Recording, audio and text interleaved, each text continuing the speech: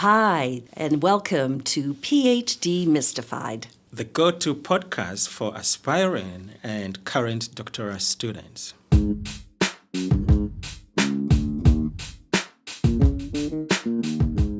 We are pulling the curtains on the ivory tower, clarifying the mysteries and the myths And murky academic expectations you may encounter on your doctoral journey.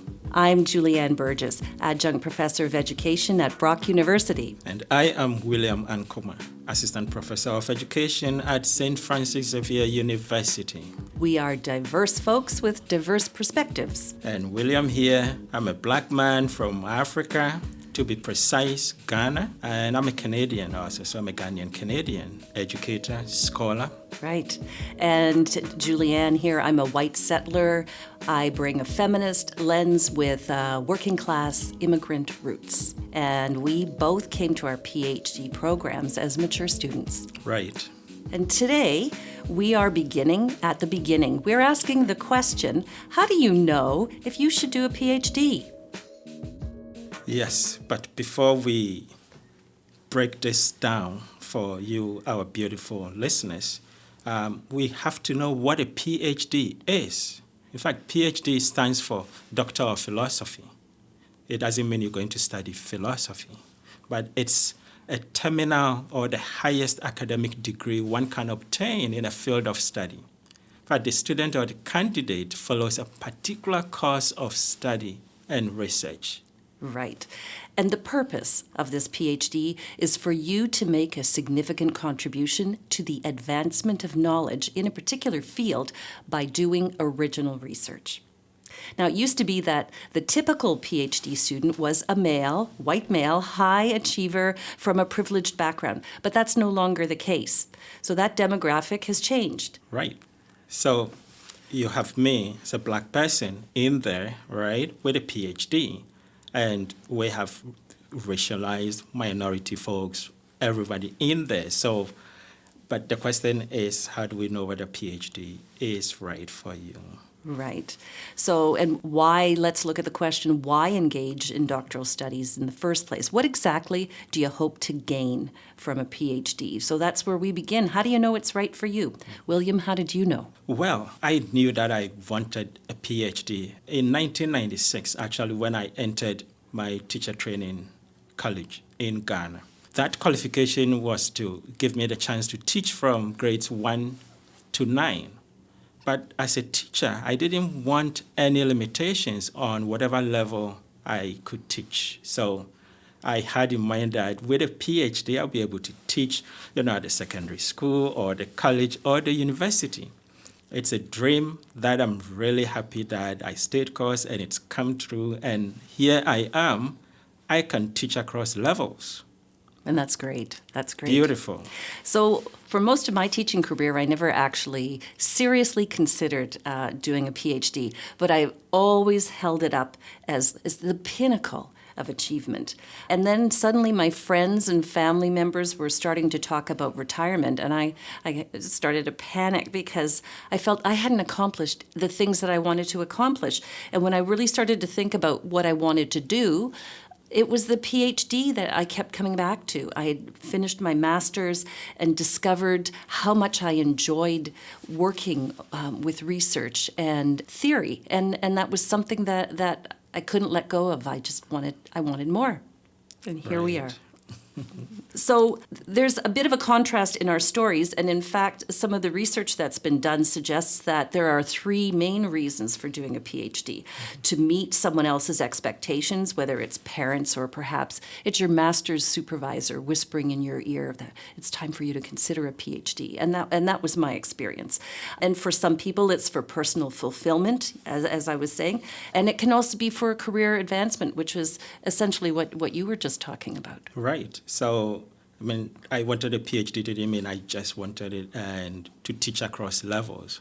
But for me, that personal fulfillment, and then also that, growth and development in my profession to really be good at what I do, right? Have the scholarship, the research, and the passion to do it. That's what drove me. And I'm not in the first category where a supervisor or friends or family kind of influenced my thinking. No. It's like I was already motivated. I wanted it. So I actually spoke about it to professors. Did I have their encouragement? I can't say yes for sure, but I only shared what I wanted to do. Yeah, and that was it. You already came with the motivation. Mm-hmm. Thank you. So one of the things that anyone who's considering a PhD should ask themselves is there perhaps a burning question that you want to research? And in my case, in my teaching practice, I had a situation that puzzled me. So I was working with adult English learners, and I was using multiliteracy's pedagogy. And this theory, this pedagogy is celebrated in the literature. People are talking about what wonderful things they're doing with their students. And my students were, meh, take it or leave it. And I couldn't understand why this was, and I wanted to know what was going on. So that was a research question that I brought to my scholarship. Did you have any concerns before starting your PhD? What were the things that were on your mind, as a mature student, for example? Yeah, Dr. J, to tell you the truth, financial burden. Because I didn't have any savings, I didn't have any money sitting anywhere to finance that. So first of all, I had to make sure I get into a program that would fund the entire program. But that's not the end. I still need money to buy food and pay rent and take care of family. So then government loan is what I looked up to. And thankfully, I was approved. And that's what I relied on heavily throughout my doctoral studies. So financial burden was the major concern. Of course, it still is, but now I have work, so we are working along and paying our debt, right? So that's one of the questions that's a serious consideration for anyone who's thinking about a PhD is perhaps, are you prepared to live with debt? Right. Another concern was family. My children were 5 and 7 years old, and my partner was also in school at the time. And wow, but I was ready. I felt ready, although I had all these concerns, finances, young family, partner at school. Now, what about English? Because English is not your first language, and you know that you're going to be faced with a lot of heavy academic reading and writing. So how did you plan for that? What did you think of that? I did not think about English language whatsoever. I didn't think about it at all. Why? Because I come from Ghana, where the medium of instruction, right from kindergarten to whatever level, is the English language. And I did my teacher training. I taught as a teacher in English, and I did my Bachelor of Education. I came to Canada. I did my postgraduate certificate in English language. I did my master's in English language. So English did not come in at all. But also, one thing I want to point out is that even if you feel that you have some inadequacies in your English language, the schools, they do have help. I remember going to the A to Z student services to get one or two documents, looked at to check some of my grammar in there. Yes, I needed, because they were really, really important documents, and I wanted to make sure I was spot on. Mm-hmm. So the help is there, and you shouldn't be afraid of applying to a program if English isn't your first language. You take advantage of the services that are available to you. Right. And did you have any concerns? Well, for me as a mature student, I was worried about failing. I was worried that I wouldn't be able to keep up, that this was, this place was not for me. And so at the beginning I thought, well, I'm just going to give this a try. I'm going to give myself permission to, if it's not working for me, to be able to quit. And then once I started, I thought, no, that's not what I need. I want this so badly. I am going to get it. I am all in 100%, and I'm not worrying about failing.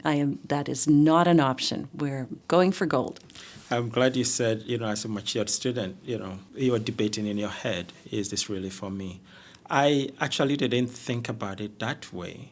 On my part, I said, oh, I'm growing, because I also entered as a matured student, right? I'm growing. If I really want to do this, I better do it now. Else I will be way too old and it will be useless. So, yeah, instead I had that drive probably to beat time. So you knew it was going to be tough. Was it as tough as you thought it was going to be?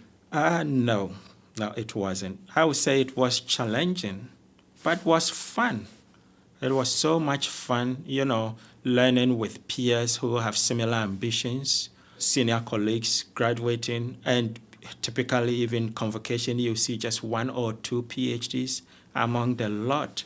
And that was like, wow, this is beautiful. So I had challenges, again, finances, young family, and having to read a lot, having to write a lot, challenge to present your work at conferences and publish and all these things. The workload is heavy. I will not lie to you, but it was not difficult. In fact, it was enjoyable. I loved it. Well, and that is what I would say as well. I think that you need to be realistic, that it is a heavy workload. It is. That you can expect 4 or 5 years, perhaps more, of a heavy workload that doesn't really let up. So you need to be able to ask yourself, can I handle that kind of pressure?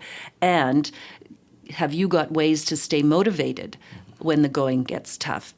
It's hard work. You are alone in this hard work, and you are going to encounter bumps along the road. So you need to know that you can stick it out through those things. Right. And, as you said, for the most part, you are alone, but you're never alone, right? You make friends, you have peers, study groups. If you're lucky to have a dynamic, enterprising supervisor who is just there with you and encouraging you and helping you to get funds to sponsor your research and all those things. It's fantastic, but the loneliness is there. Yeah, let's be real. It's there. For the most part, you are by yourself. Yeah, it's true. And you need to find ways to build a community. And that's something that we're planning on talking about in the future. Yes. But I was looking at a study by Isabel Scagni. She did this in 2018. And so she suggests that the way to a positive PhD experience and the way to complete your degree is by having realistic expectations when you start. So you need to understand what's involved in a dissertation. You need to be realistic about what you can achieve in your research setting. And you also have to have a good understanding about your student-supervisor relationship. And again, we'll be talking about those things here. And I want to stress something that you were talking about just a moment ago. You don't need to be super smart to get Absolutely. a PhD. You just need to be determined. Right. You got to stick with it. You got to have that stick-to-itness to get to the finish line. So bottom line, Dr. Will, would you recommend a PhD? Absolutely. Absolutely. I will recommend anyone who is interested. As Dr. J said, you have to be realistic.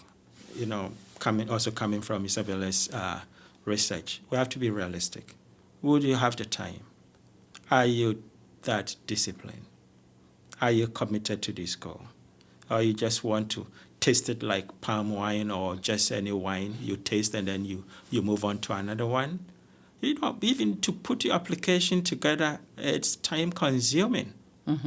And so you don't want to just play with it, right? But again, sometimes you play with certain things and they become a reality for you too. It turns out good. That's what I mean. It turns out good. So, but how serious are you? You have to really consider so many factors before you put your head into this. You've got to weigh the amount of time that it's going to take, finances, family, friends, commitments, and whether you can juggle all of these things. Right. But, for me, I was so inspired when I was graduating from my master's program. I watched those PhD students in our program walk across the stage, and then they were invited to sit with their colleagues on the stage. And at that moment, I thought, wow, that's what I want to do. And at that moment, when I got to walk across the stage, that was breathtaking. I couldn't believe how special that was. And I'm happy to share that, and not really happy to share because I was all alone when I was graduating. I was the only PhD candidate up there. And I got a chance to sit on the stage with all these professors and deans and university president. It was so beautiful. It's a lovely moment. It was beautiful. And I do wish that I was there with another colleague, right? Mm-hmm. Yeah, mm-hmm. But so we need more people who are interested in this PhD to get in there and finish it too. Mm-hmm. So give it some thought. It might be just what you need to do. Well, that's it for us for today. You've been listening to PhD Mystified. Thanks for joining us. I am William Ankoma, Assistant Professor at St. Francis Xavier University. And I'm Julianne Burgess from Brock University. We'd love to hear from you. You can email us at phdmystified@gmail.com, and we'll chat again with you in 2 weeks. You take care. Bye for now. Bye-bye. Thank you for listening to PhD Mystified.